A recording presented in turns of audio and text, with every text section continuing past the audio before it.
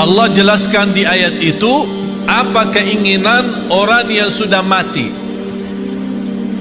Apa keinginan orang yang sudah mati, sudah masuk kubur, sudah lihat mungkar nakir, sudah dibertanyakan Rabbuka, Madinuka, Man Nabiyuka, dan sudah melihat gelapnya kubur, sudah melihat sempitnya kubur, tidak ada siapa-siapa yang membantu, hanya satu dia mohon kepada Allah.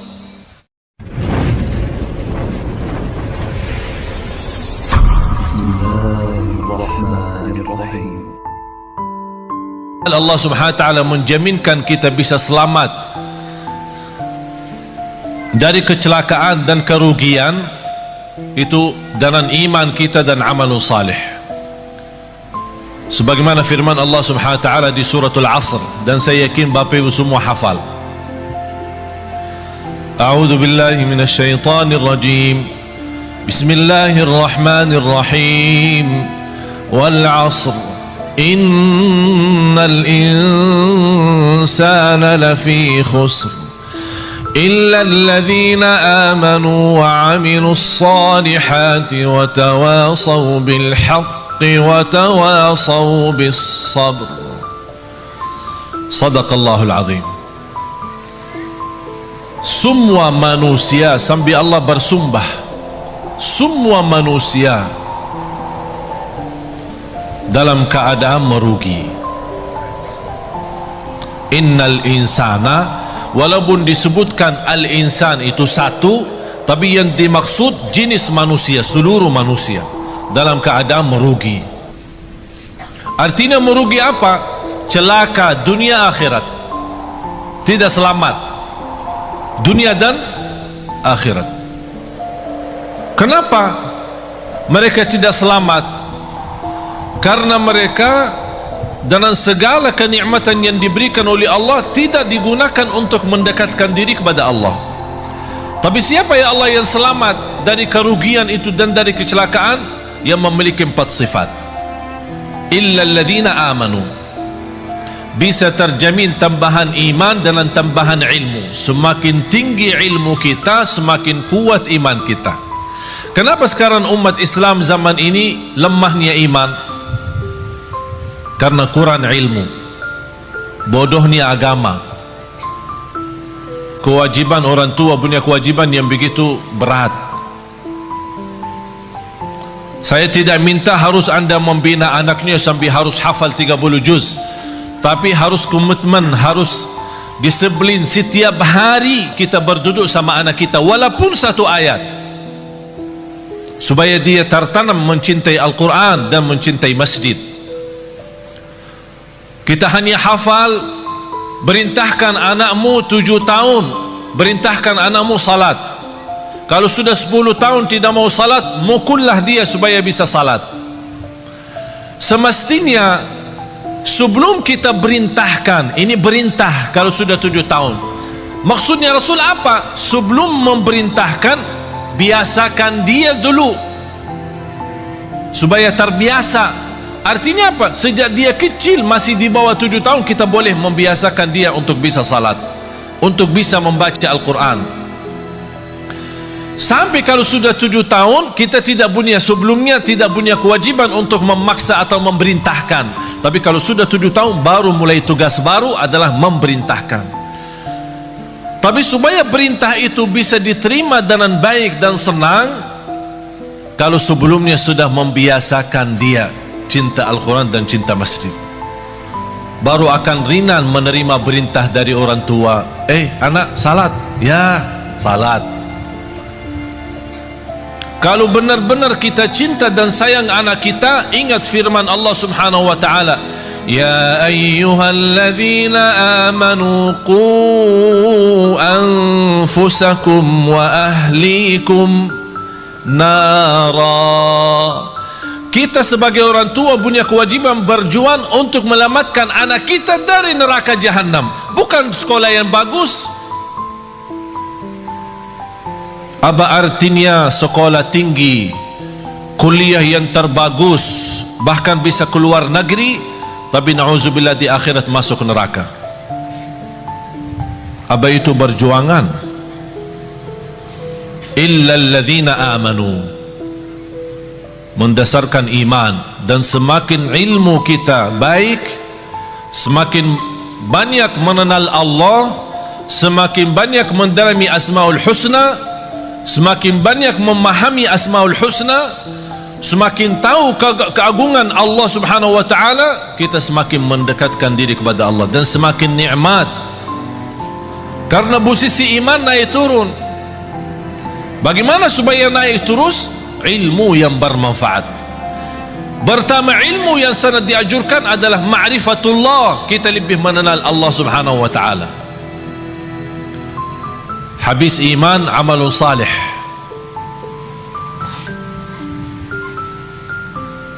Dan amal salih itu kalau tambah iman tidak ada arti. Bapak Ibu, amalun salih tambah iman tidak ada arti. Ada enggak orang kafir dermawan? Ada. Terus masuk surga? Kenapa? Dia baik, dermawan, suka bantu yatim, padahal dia non muslim.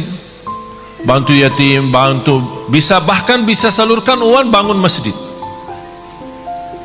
Tapi amalan itu tidak ada arti amal salih dan kebaikan karena tambah iman, tidak ada iman. Tapi karena Allah adil, tidak ada balasan baginya di akhirat, tapi tetap karena adilnya Allah, Allah balas kebaikannya di dunia. Biarpun dia orang kafir, dia berbuat baik, Allah balas kebaikannya, sehat, sukses usahanya, lancar, dan adil Allah Subhanahu wa taala. Tapi bagi orang beriman, Allah berikan 2 kali, di dunia dan di akhirat. Itulah kelebihannya iman.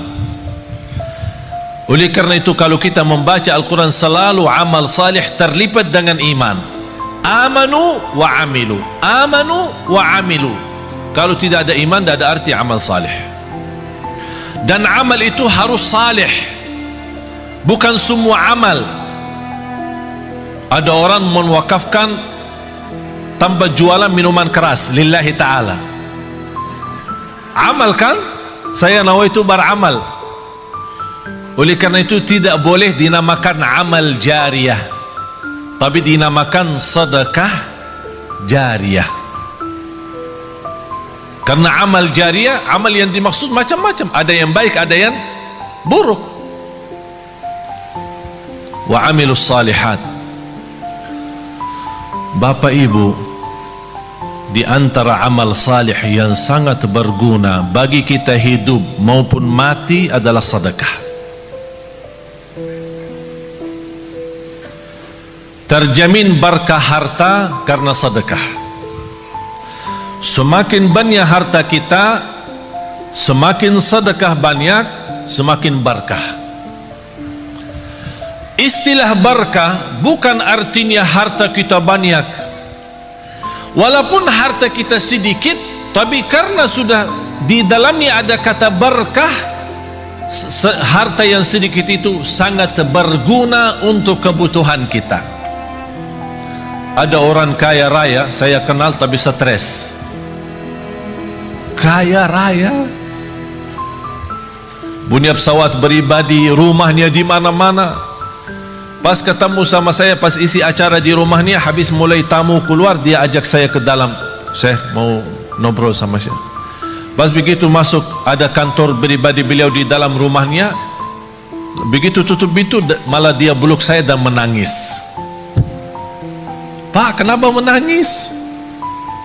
Takut. Apaan takut? Takut kehilangan harta itu. Takut miskin, takut sakit, takut celaka. Hartanya bisa sampai 7 turunan belum tentu habis. triliunan, tapi takut. Oleh karena itu Bapak Ibu, hidup sederhana apa adanya jauh lebih nikmat daripada berlebih-lebihan. Oleh karena itu orang yang salih, salah satu tanda kesalihannya, harta yang dia sedekahkan jauh lebih banyak daripada yang dia simpan. Tapi dasar itu bisa menjadi ringan, sedekah lebih banyak daripada yang kita simpan adalah iman yang kuat. Tapi kalau imannya lemah, mana bisa? Saat bersedekah aja dia hitung-hitungan. Kalau diajak rame kumpulin sedekahnya, dia buka dompetnya, ada isinya 1.000, 10.000, ada 100.000. Yang keluarin yang mana? Tidak apa-apa, jujur saja, tidak apa-apa. Katanya walaupun sedikit tapi ikhlas. Salah tuh. Itu dulu, masa dulu. Sekarang rubah perkataannya, lebih baik banyak tapi ikhlas daripada sedikit tidak ikhlas. Harus banyak. Bapak Ibu, saya ceritakan sesuatu tapi bukan, insya Allah bukan riak. Seumur hidup saya sampai titik ini, saya tidak pernah zakat mal. Heran ya, kok bingung Ustaz tidak zakat sih? Kita diajurkan suruh zakat, kok Ustaz tidak zakat? Seumur hidup sampai titik ini saya tidak pernah mengeluarkan zakat setiap tahun. Kenapa? Karena saya tidak suka simpan duit. Kalau tidak ada duit bagaimana ada zakat? Ada zakat kalau ada nisab kan? Ada nisab, ada haul. Kalau tidak ada nisabnya mana boleh zakat? Dan aku heran terhadap seorang yang Allah berikan kelebihan rezeki, tapi saat dia berzakat dan sedekah itu sepertinya merasa takut kembali miskin. Wallahi hidup miskin di dunia lebih baik daripada hidup miskin di akhirat. Kenapa? Karena hidup miskin di dunia seberapa lama pun tetap namanya sebentar. Tapi kalau di akhirat, kaya selama-lamanya atau miskin selama-lamanya, tidak ada batas. Oleh karena itu bahagia seorang yang saat dia bersedekah dia sudah ingat, saya lagi isi tabungan akhirat saya, supaya nanti kalau saya hadap Allah hari kiamat, rekening akhirat saya masih banyak. Subhanallah, luar biasa. Oleh karena itu sedekah termasuk salah satu amalan yang sangat berguna bagi orang yang hidup maupun mati. Sampai ada sahabat, ya Rasulullah, ibu saya meninggal, apa yang harus saya bisa berikan kepada ibu yang berguna padahal ibu saya sudah meninggal? Kata Rasulullah, bersedekah. Bahkan Bapak Ibu tolong simpan surah Al-Munafiqun, surah 63 ayat 10. Surah 63, tolong simpan ya, ingat ya, jangan lupa. Surah 63 ayat 10. Allah jelaskan di ayat itu apa keinginan orang yang sudah mati. Apa keinginan orang yang sudah mati, sudah masuk kubur, sudah lihat munkar nakir, sudah dibertanyakan Rabbuka, Madinuka, Man Nabiyuka, dan sudah melihat gelapnya kubur, sudah melihat sempitnya kubur, tidak ada siapa-siapa yang membantu, hanya satu dia mohon kepada Allah. وَأَنْفِقُوا مِمَّا رَزَقْنَاكُمْ مِنْ قَبْلِ أَنْ يَأْتِيَ أَحَدَكُمُ الْمَوْتُ فيقول رب لولا أخرتني إلى أجل قريب فأصدق وأكن من الصالحين. Ketika manusia menghadapi kematian dan bisa menyebutkan keinginannya dan cita-citanya, ya Allah, tundalah kematianku, ya Allah, kembalikanlah aku dari kubur supaya aku bisa bersedekah kembali.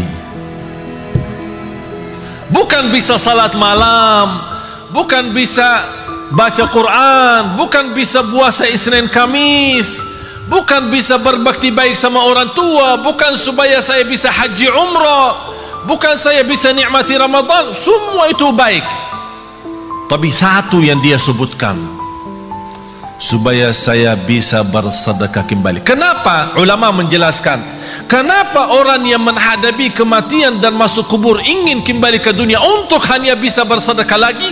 Karena dia sudah lihat begitu dahsyat pahala sedekah yang telah dia berikan. Oleh karena itu dia mengharap, ya Allah, kalau memang begini, tolong kembali lagi ke dunia, tundalah kematianku supaya harta yang saya masih simpan bisa saya habiskan di jalanmu. Allahu Akbar.